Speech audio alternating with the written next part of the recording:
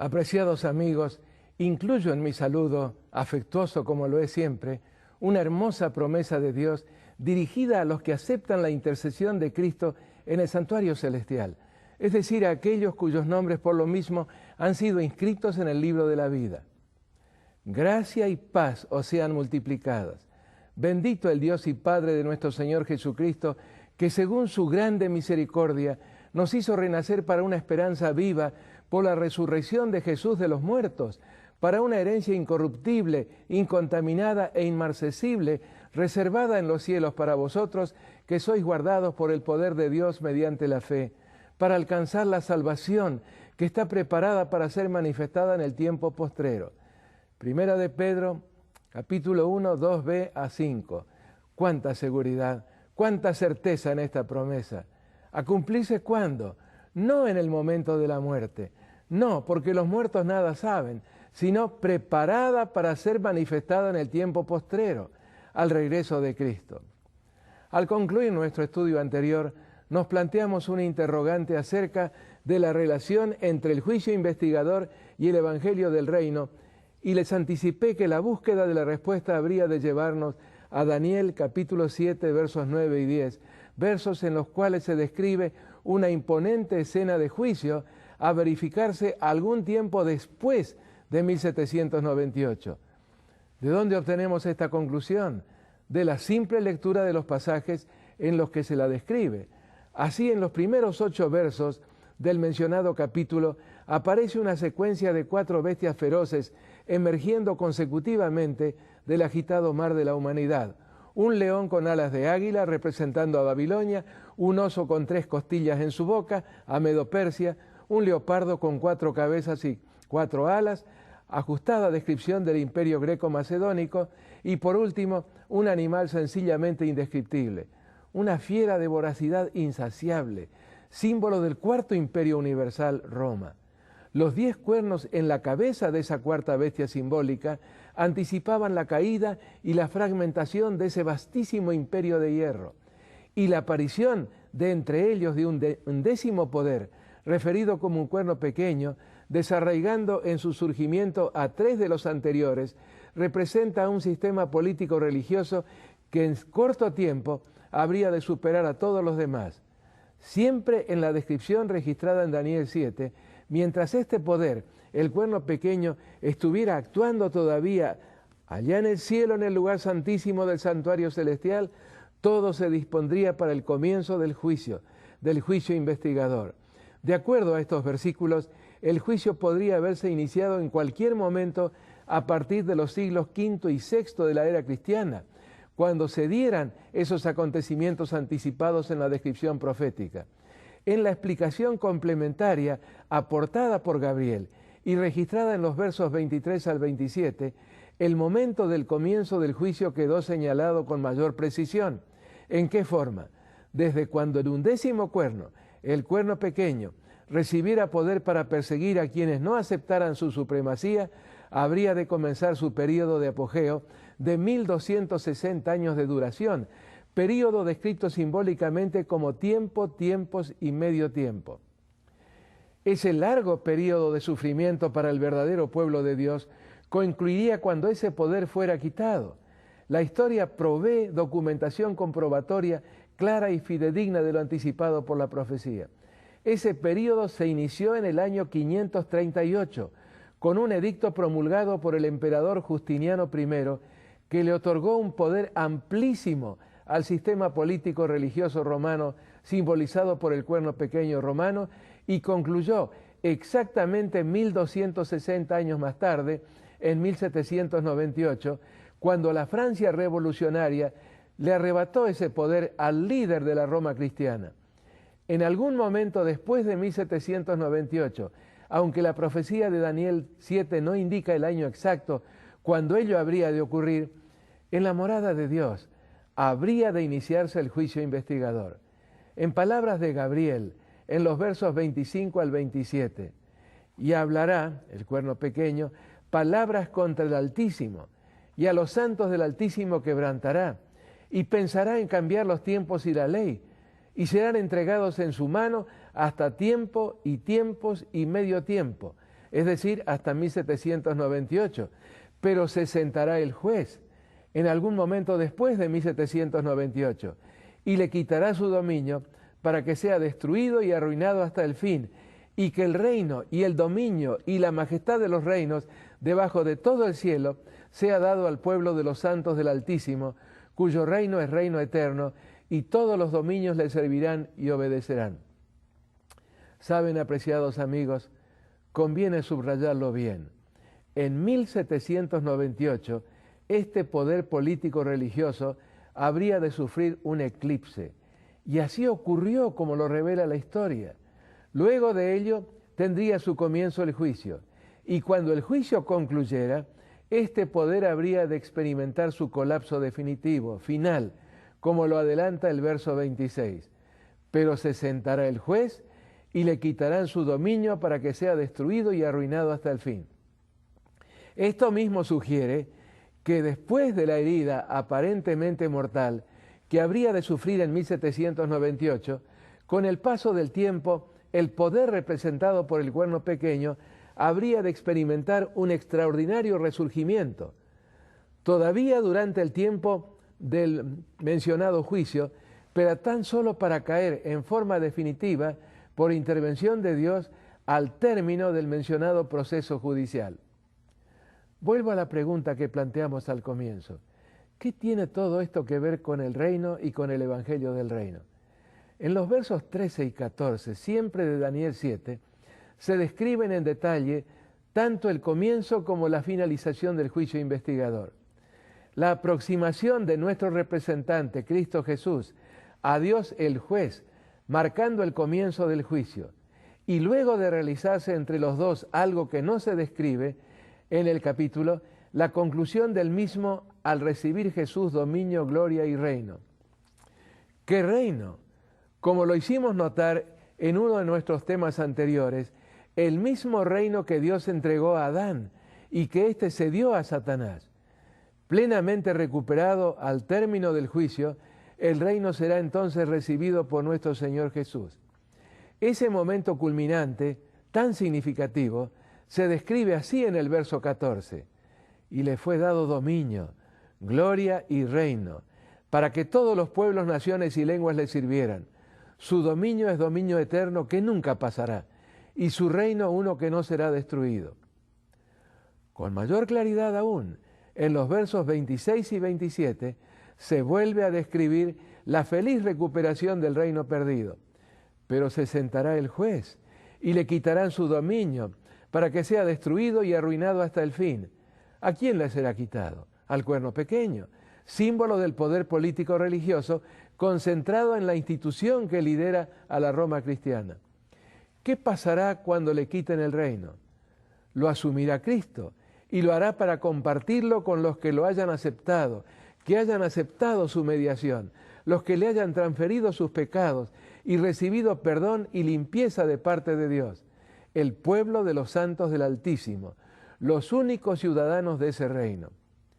Leamos ahora en secuencia corrida los versos 14 y 27, ya que creo que de esta manera lo entenderemos mejor. Y le fue dado a Cristo dominio, gloria y reino, para que todos los pueblos, naciones y lenguas le sirvieran. Su dominio es dominio eterno, que nunca pasará, y su reino uno que no será destruido. Y que el reino y el dominio y la majestad de los reinos, debajo de todo el cielo, sea dado al pueblo de los santos del Altísimo, cuyo reino es reino eterno, y todos los dominios le servirán y obedecerán. ¿Qué reino es ese? Como ya lo mencioné, es el dominio de este planeta, el mismo dominio que Dios confió originalmente a Adán y que éste cedió irresponsablemente a Satanás. Me permito repetirlo, ese reino, de acuerdo a este capítulo profético, habría de experimentar una especie de peregrinaje, pasando por muchas manos, especialmente las de los monarcas de 4 naciones o imperios universales. Se dividiría luego entre las naciones resultantes de la fragmentación del cuarto de ellos, el Imperio Romano, y desde entonces, paulatinamente, habría de volver a concentrarse, especialmente durante el lapso marcado por los años 538 y 1798, los 1260 años, ahora en manos del obispo de Roma. En esta última fecha habría de perderlo, pero tan solo en forma temporaria, ya que de acuerdo a la profecía, habría de recuperarlo y en escala planetaria. Este eclipse de su imponente poder habría de coincidir con el lapso de la realización del juicio investigador y con el propósito básico de impedirle interferir en esa recuperación del conocimiento de la obra de Cristo en el santuario celestial y en la proclamación de ese juicio. El hecho innegable de la rápida reconquista de su prestigio y poder, proceso del cual todos somos testigos, es también clara indicación de la proximidad de la conclusión del juicio investigador. Cuando éste concluyera, volverá a serle quitado, esta vez en forma definitiva, para serle devuelto a su único y legítimo dueño, nuestro Redentor.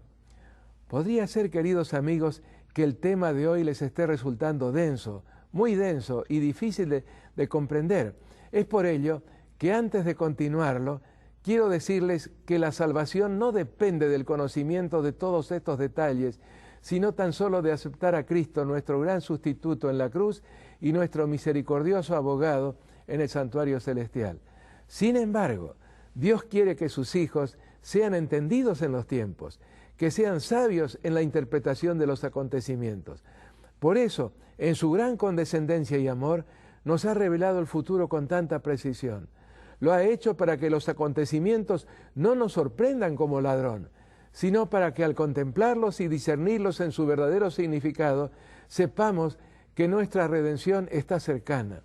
Dicho esto, les recuerdo algo que ya repetí varias veces en estos últimos estudios, que en la explicación de Daniel 8:14, luego el santuario será purificado, nos hemos adentrado hasta el corazón mismo del importantísimo mensaje de este libro profético.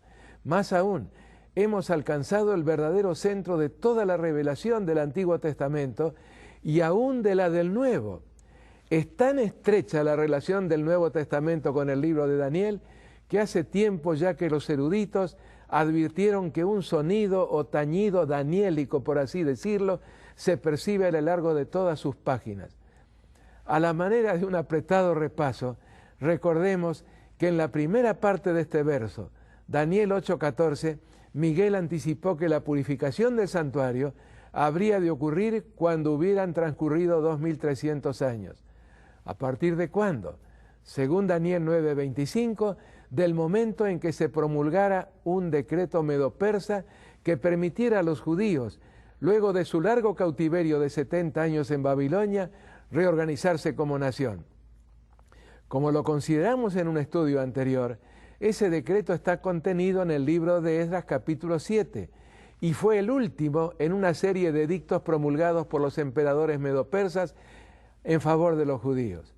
Los decretos previos de Ciro II el Grande y de Darío I el Grande solo contuvieron provisiones relacionadas con la reconstrucción del templo.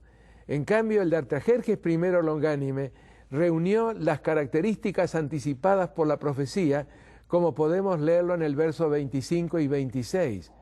Y tú, Esdras, conforme a la sabiduría que tienes de tu Dios, pon jueces y gobernadores que gobiernen a todo el pueblo, que está al otro lado del río, a todos los que reconocen las leyes de tu Dios, y el que no las conoce, le enseñarás, y cualesquiera que no cumpliere la ley de tu Dios y la ley del rey, sea juzgado prontamente, sea a muerte o a destierro, a pena de multa o prisión.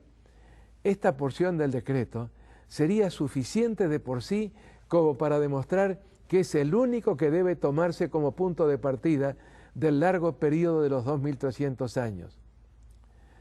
Pero hay algo más todavía. El mismo libro de Esdras lo da como el edicto definitivo. En efecto, como leemos en el capítulo 6, verso 14, y los ancianos de los judíos edificaban y prosperaban, conforme a la profecía del profeta Ageo y de Zacarías, hijo de Ido. Edificaron, pues, y terminaron por orden del Dios de Israel y por mandato de Ciro, de Darío y de Artajerjes, rey de Persia. Notemos bien, fue Dios quien inspiró las instrucciones relativas a lo que los judíos debían hacer, comunicándosela mediante los profetas. También fue Dios quien motivó a los 3 monarcas medopersas para que promulgaran sus respectivos decretos. En síntesis, de todos estos decretos, el definitivo fue el de Artajerjes I, quien lo promulgó en el 7º año de su gobierno, es decir, en el año 457 a.C., establecido así el punto de partida de los 2300 años. Su conclusión en el año 1844 está más allá de toda discusión posible. Mejor dicho, más allá de toda discusión seria. Es necesario expresarlo así, porque en nuestros días circula mucha interpretación profética barata, sugerida por exégetas improvisados que se esfuerzan por imponer a la palabra de Dios principios de interpretación de su propia invención. En muchos casos, estos criterios de interpretación parten de la premisa de que no existe tal cosa como profecía, y lo que en la Biblia aparece como tal es simplemente un reflejo de los anhelos y deseos del profeta. En la interpretación profética se ha sentido también en las últimas décadas el impacto de la teología existencial o teología del encuentro, que pretende que en la relación de comunión del hombre con Dios no puede haber elementos impersonales, tales como anticipación de eventos, fechas o plazos proféticos o mandamientos de validez universal. A estas interpretaciones improvisadas e irresponsables se las puede calificar de cualquier cosa menos de seria. Así que lo reitero, amigos, la conclusión de los 2300 años en 1844 está más allá de toda discusión seria. Fue en 1844, en octubre de ese año, cuando también encontró cumplimiento la segunda parte de la misma anticipación profética, la referida a la iniciación de la purificación del santuario. No creo necesario repetir aquí la explicación que ya di en los temas anteriores, sino tan solo recordarles que la declaración acerca de la purificación del santuario se refería en primer lugar a una restauración del conocimiento de la doctrina del santuario, luego de siglos de ocultamiento, de falsificación de la misma, y en un segundo lugar a una obra especial de Cristo en favor de los hombres, previa al borramiento de sus pecados. Esto es un juicio investigador, el juicio investigador, dirigido a comprobar la relación de aquellos que transfirieron sus pecados al santuario celestial con el perdón de Dios.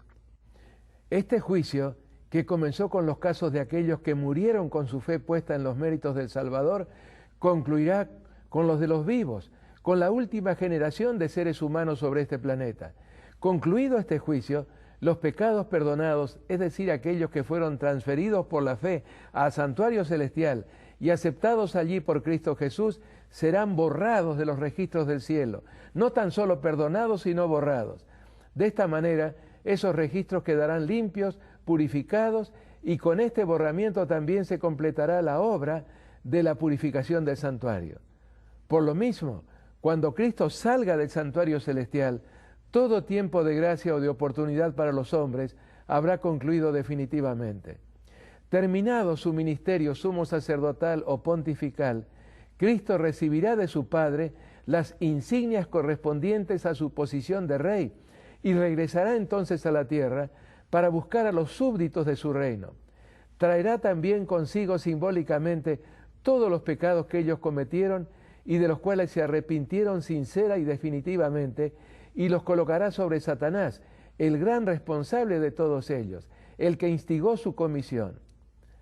Hermosa y al mismo tiempo tan importante como lo es esta doctrina bíblica fundamental, cuán extraño es el silencio acerca de ella en tantas iglesias.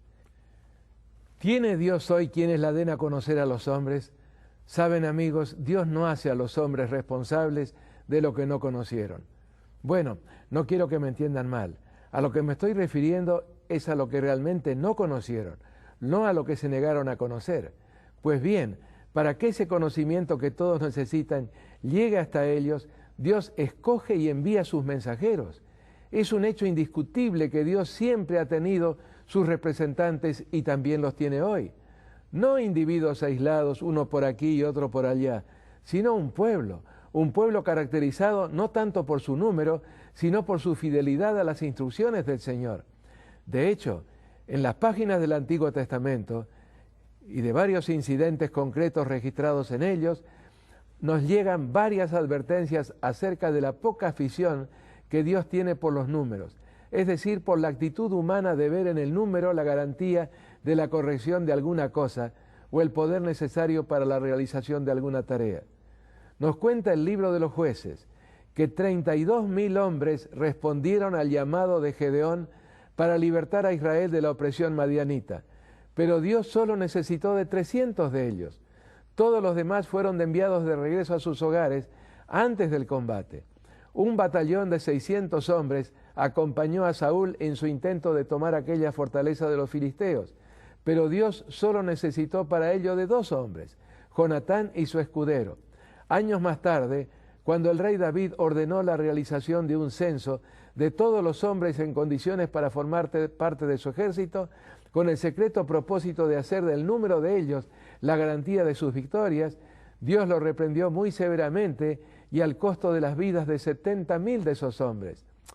Elías estuvo solo, absolutamente solo en la cumbre del Monte Carmelo, enfrentándose sin ayuda alguna con los 450 sacerdotes del dios pagano Baal y con todo el poder del reino del rey Acab.